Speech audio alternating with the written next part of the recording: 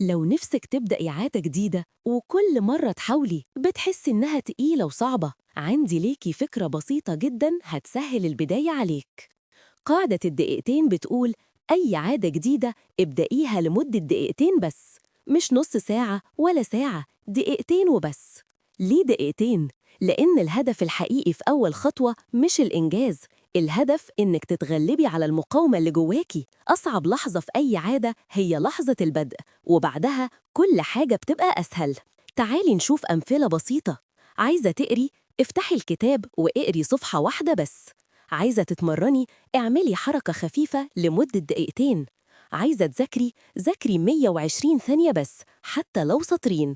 المهم تبدأي. الفكرة إنك تعملي أصغر نسخة ممكنة من العادة، نسخة جسمك وعقلك يوافقوا عليها من غير ما يحسوا إن في حمل كبير.